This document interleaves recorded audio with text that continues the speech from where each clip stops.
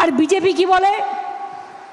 ভাগাভাগি করে আমরা হিন্দুদের রাজ্য করতে চাই। ওদের জিজ্ঞেস করুন, তুমি হিন্দু ধর্ম চেনো? তুমি জানো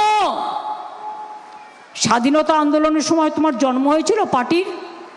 হ্যাঁ, আমাদের পার্টি তো ধরুন অনেক পরে, আমি কংগ্রেস থেকে ভেঙে এসে, মানে আমাকে যখন তাড়িয়ে দেয় তখন আমি তৃণমূল কংগ্রেস তৈরি করি। কিন্তু আমাদের পরিবারের কেউ না কেউ তো ছিল। আপনারা কোথায় ছিলেন যখন ঈশ্বরচন্দ্র বিদ্যাসাগর শিক্ষার প্রসার ঘটালেন, বিধবা বিবাহ চালু করলেন, রাজা রামমোহন রায় সতীদাহ প্রতিরোধ করলেন, রবীন্দ্রনাথ কলম ধরলেন, সঙ্গীত ধরলেন, নজরুল গান ধরলেন, দেশবন্ধু ত্যাগ করলেন, বিনয় বাদল দীনেশ লড়াই করলেন, বুড়ি বলমের তীরে বাঘা যতীন লড়াই করলেন, ক্ষুদিরাম গান গেয়ে বললেন, একবার বিদায় দে মা ঘুরে আসি, হাসি হাসি পড়ব ফাঁসি, দেখবে ভারতবাসী। গান্ধীজি থেকে নেতাজি, রবীন্দ্রনাথ থেকে নজরুল ইসলাম, আপনাদের এখানে রামকিঙ্কর বেজ, যামিনী রায় থেকে শুরু করে অনেক বিখ্যাত মানুষের জায়গা এই বাঁকুড়া, এই বিষ্ণুপুর। আপনারা কি ভাবেন আমরা খোঁজ রাখি না? সারদা মা, আমি সার্কিট হাউসে দেখেছি একটা সারদা মায়ের ছবি, একটা যামিনী রায়ের, একটা কিঙ্কর বেজের ছবি থাকে গভর্নমেন্টের। এটা আমাদের গর্ব। আর সেই বাংলাকে আজকে কোথায়? আমার উপর ওদের খুব রাগ। কেন বলুন তো? সবাইকে কিনে নিতে পেরেছে, আমাকে পারেনি। ওরা জানে আমি সব ভয় টয় পাই না। সারা জীবনে এত পিটিয়েছে আমায় সিপিএম আর বিজেপির আমলেও সব টাকা বন্ধ। এই যে বলছিল আপনাদের প্রার্থী 2 লক্ষ কোটি টাকার ওপর আমরা পাবো, আমাদের টাকা দেয় না, আমাদের টাকা জিএসটি তুলে নিয়ে যাচ্ছে, সেই টাকা আমাদের দেয় না। আর প্লাস সিপিএম জমানার 6 লক্ষ কোটি টাকা আমাকে শোধ করতে হয়েছে ঋণ বাবদ, ইন্টারেস্ট বাবদ।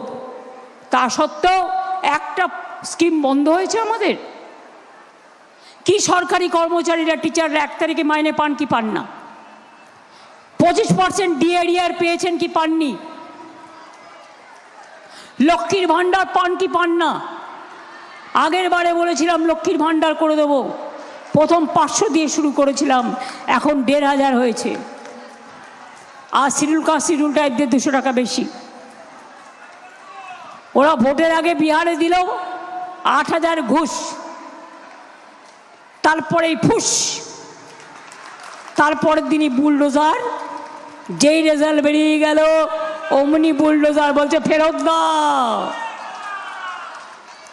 একটা টেলিভিশন থাকলে পাবে না ঘরে, ফোন থাকলে পাবে না, একটা দেয়াল পাকা হলে পাবে না, आयुष्माने नवा लक्ष्मीर भांडारों नय और बेटी बचाओ बेटी पढ़ाई कहा गया। मेरे को पता भी नहीं है पब्लिसिटी छाड़ा 100 दिनेर काजे काज करिए टाका देयनि जेन मने हच्छे ओदेर टाका एटा जे ओदेर हकेर टाका एटा भुले गेछिलो। दिल्लीते जे गरीब लोकगुलो गिয়েছিল 100 दिनेर काजे तादेर मारा हয়েছে पेटानो हয়েছে अरेस्ट करे आमार एमपिদের থানায় লকআপে নিয়ে গেছে প্রত্যেকের নামে এফআইআর করে নোটিশ দিয়েছে। এত বর্বর দল এরা, এত নিষ্ঠুর দল এরা। আমরা কিন্তু তাদের টাকা ফেরত দিয়েছি যারা কাজ করে টাকা পায়নি, আমরা দিয়েছি রাজ্য সরকার থেকে। এবং আমরা 100 দিনের কাজ যেদিন গান্ধীজির নাম ওরা বাদ দিল নারেগা থেকে, আমার একটা মিটিং ছিল, আমি সঙ্গে সঙ্গে সিদ্ধান্ত নিলাম গান্ধীজিকে বাদ দিয়ে দেশ চলতে পারে না। আমরা শুরু করলাম মহাত্মাশ্রী কর্মশ্রী পরিকল্পনা। কর্মশ্রীটাকে 100 দিনের কাজটাকে আমরা মহাত্মাশ্রী করলাম। ওরা গান্ধীজিকে বর্জন করে, আমরা গ্রহণ করি। ওরা নেতাজিকে বর্জন করে, আমরা গ্রহণ করি। ওরা রবীন্দ্রনাথের নামে ভুলভাল বলে, বঙ্কিমচন্দ্র চট্টোপাধ্যায়কে বঙ্কিমদা বলে, রামকৃষ্ণ পরমহংসদেবকে স্বামী রামকৃষ্ণ বলে। ওরা বিদ্যাসাগরের মূর্তি ভাঙে, কি না করে বলুন তো? এরা বাংলাকে বোঝেই না। টেলিপ্রম্পটারে লিখে নিয়ে আসে। এই যে আমি ধরুন এখানে দাঁড়িয়ে বক্তৃতা দিচ্ছি, আমাদের কাছে বড়জোর ইনফরমেশনের দু একটা পয়েন্টের জন্য কাগজ থাকে যাতে সংখ্যা ভুল না হয়। ওরা কি করে, প্রত্যেকটা মিটিংয়ে এইরকম একটা টেলিপ্রিন্টার থাকে। সেটা সাদা নয়, সেটা হচ্ছে এমন গ্লাস আপনি দেখতে পাবেন না, বুঝতেও পারবেন না। অনলি যে পড়বে সে দেখতে পাবে বড় বড় লেখা আসছে, সেই সব দেখে পড়ে আর পড়ে বলে আমার সোনার বাংলা, সোনার। নিজেদের ভাষায় লিখে নিয়ে আসে আর ভাবে বাঙালিরা আহারে কি সুন্দর বাংলা ভাষা বলছে।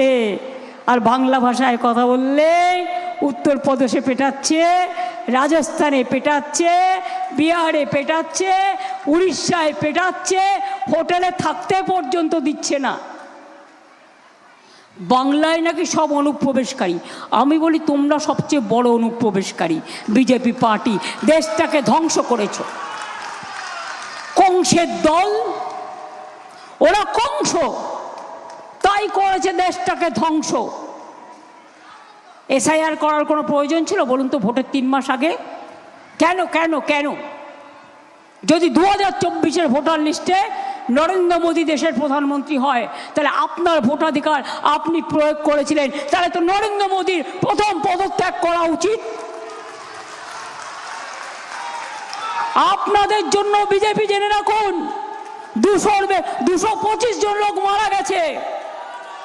মানুষের জীবন নিয়ে ছিনিমিনি খেলেছেন, নোটবন্দিতে মানুষের টাকা কেড়েছেন, লাইনে দাঁড় করিয়েছেন, আধার কার্ডের টাকা নিয়েছেন, লাইনে দাঁড় করিয়েছেন, তারপরে ছবি তুলেছেন, তারপরে বলছেন ভোটের সময় যখন বলছি আধার, বলছেন নো পাপা। আর এসআইআরে সাধারণ ভোটারের নাম কাটা, ইয়েস পাপা। বড্ড সাহস বেড়েছে, বড্ড উদ্ধত্ত বেড়েছে। দিল্লির লাড্ডু খেয়ে বিজেপির নেতারা ভাবছে তারা ক্ষমতায় চলে এলো ভ্যানিশ বিজেপি ওয়াশিং মেশিনকে দিয়ে। ম্যাজিশিয়ান। আমি চ্যালেঞ্জ করছি, যদি সাহস থাকে মানুষের ভোটাধিকার কাড়বেন না, সে যেই হোক। হিন্দু না মুসলিম আমার জানার দরকার নেই, তপশিলি না আদিবাসী আমার জানার দরকার নেই, ব্যানার্জি কি চ্যাটার্জি আমার জানার দরকার নেই, দাস বা মিত্র আমার জানার দরকার নেই, বাউরি বা বাগদি আমার জানার দরকার নেই। কেন মানুষের নাম কাটছেন? এরপরে দেশ থেকে তাড়াবেন? দেশটা কি আপনাদের নাকি? দেশটা কি আপনাদের সম্পত্তি?